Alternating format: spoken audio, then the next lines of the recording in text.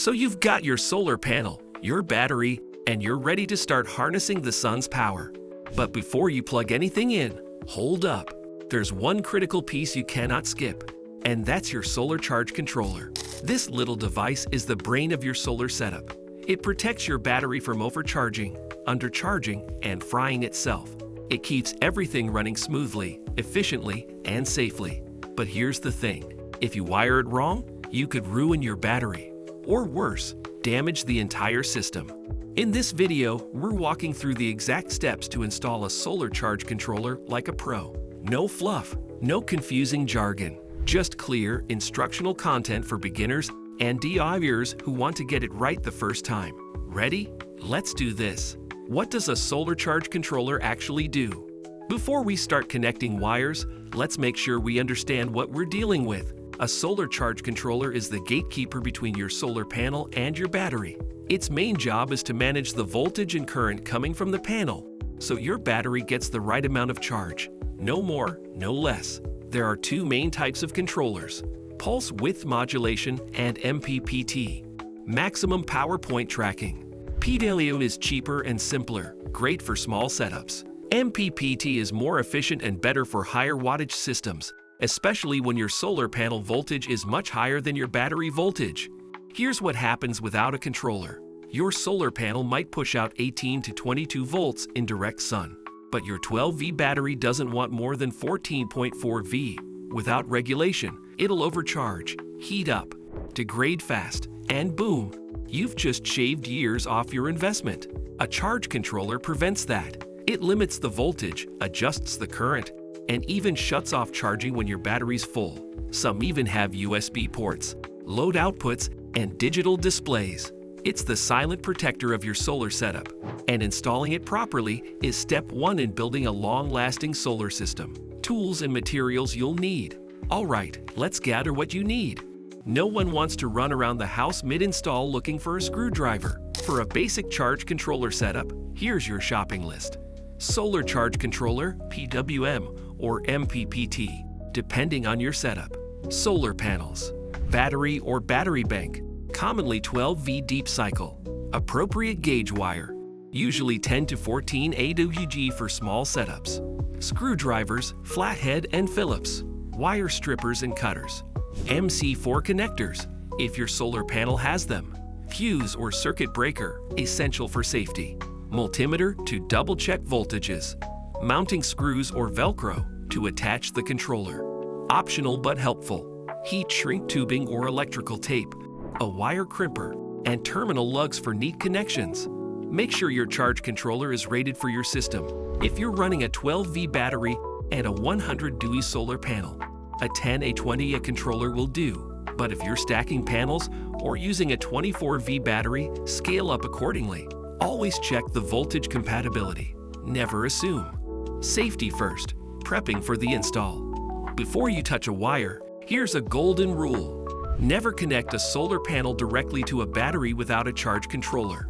And never connect a live solar panel to your controller before the battery is connected first. Why? Because solar panels can push voltage even in cloudy conditions. If the controller isn't grounded by a battery first, it can behave unpredictably or even get damaged. So always connect the battery first, solar second. Step 1. Pick a dry, cool, well-ventilated space for your controller. Don't install it on or near the battery. Acid vapors and heat are not your friends here. Choose a wall or board that keeps wires organized and lets you access the screen easily. Turn off or disconnect the solar panel temporarily. You can do this by covering the panel or disconnecting MC4 connectors. Always use a fuse or breaker between your battery and controller, and also between your panel and controller if possible. It's your insurance policy against short circuits or surges. Now we're ready to wire. Connecting the battery to the charge controller. Step 1 of the actual wiring process is to connect your battery to the charge controller. This step activates the controller and sets the system voltage. Almost all charge controllers have clearly marked terminals. Battery, often labeled BATI or a battery icon. Solar panel, PV, and load. Take your red positive and black negative wires and connect them from the battery to the corresponding battery terminals on the controller. Red to plus, Black too. Sounds simple, but double check your connections. Get this wrong, and you could reverse polarity, which might destroy the unit instantly. Once connected, your charge controller should power on. If it has a screen or LED lights, you'll see some indication it's alive. It might read the battery voltage like 12.6 V or flash an icon. That's a good sign. You're halfway there. Tip: if your controller allows it, program it now. Set the battery type, sealed, AGM, lithium, and check if it's in 12V or 24V mode. Some controllers auto-detect. Others need manual input. Take a breath. This is the most important connection in the whole system. And you nailed it. Connecting the solar panel to the charge controller. Now it's time to bring in the sun. With your battery now connected and the controller powered up, you're safe to hook up the solar panel. If your panel uses MC4 connectors, use an adapter or cut and strip the ends depending on your setup. From your solar panel, run the red, positive, and black, negative wires into the corresponding PV terminals on your charge controller.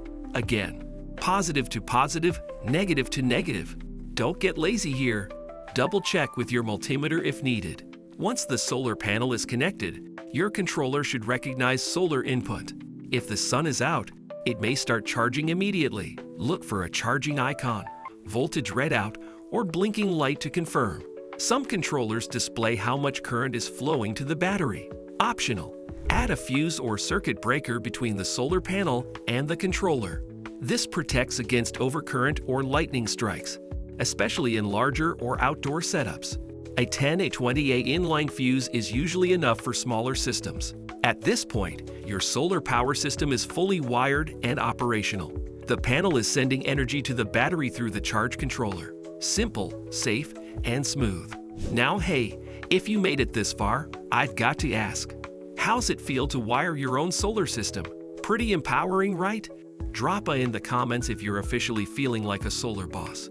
And if you've made a mistake in the past, let us know. Your story might save someone else from frying their controller. And don't forget, this channel is all about DIY energy freedom, so hit that like button if you're learning something valuable. Let's keep it rolling. The load terminals, should you use them? So what about those mysterious third terminals, the ones labeled low E? Should you connect your lights, fans, or devices directly to them? Here's the deal. The load output terminals on a charge controller let you power devices directly using battery power, while the controller manages the on/off function. Many people use these for DC lights, USB ports, or small devices. Some controllers even let you set timers or voltage cutoffs to protect your battery. However, there's a catch. The load terminals are usually limited in amperage. A 20A controller might only handle 10A of load. If you're running big inverters, pumps, or power tools, skip the load terminals and wire those devices directly to the battery with proper fuses. So yes, the load terminals are handy for small setups, like lighting in a cabin or shed, but they're not meant for high-drain systems. Check your controller's manual for the max load rating before you connect anything here. Final checks and long-term maintenance. Before we wrap up, let's make sure your system is running right.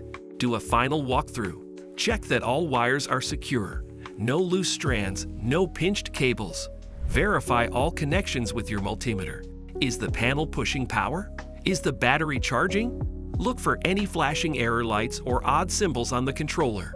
After a day or two of use, monitor how your system behaves. Does the controller stop charging when the battery's full? Is the voltage reading stable? Are you getting the expected power from your panel? And for long-term health, inspect your charge controller once a month. Clean off any dust, keep it dry, and check wire tightness. If you've got a display, note your daily power intake. It helps detect issues early. Also, in winter or off seasons, disconnect your solar panel or use a solar switch. Some panels trickle voltage even when not in use, which can confuse or drain the controller over time. Done right, a good charge controller can last 5 to 10 years or more, especially if it's protected from heat and moisture. Think of it as the solar system's guardian angel, quiet, reliable, and absolutely essential. There you have it, the full, no-nonsense walkthrough for installing a solar charge controller. Step by step, wire by wire, You've now got the skills to safely build or upgrade your off-grid power setup. Remember, always connect the battery first, then solar. Use proper gauges, fuses, and tools. And never rush a connection. A few extra minutes today can save you hundreds tomorrow. If you found this helpful, do me a favor, smash that like button, subscribe, and ring the bell so you don't miss the next solar project tutorial. Got questions? Drop them in the comments. I'm here to help. Thanks for watching. And remember, solar power isn't just the future. It's yours right now. Take control. Wire smart and let the sun work for you.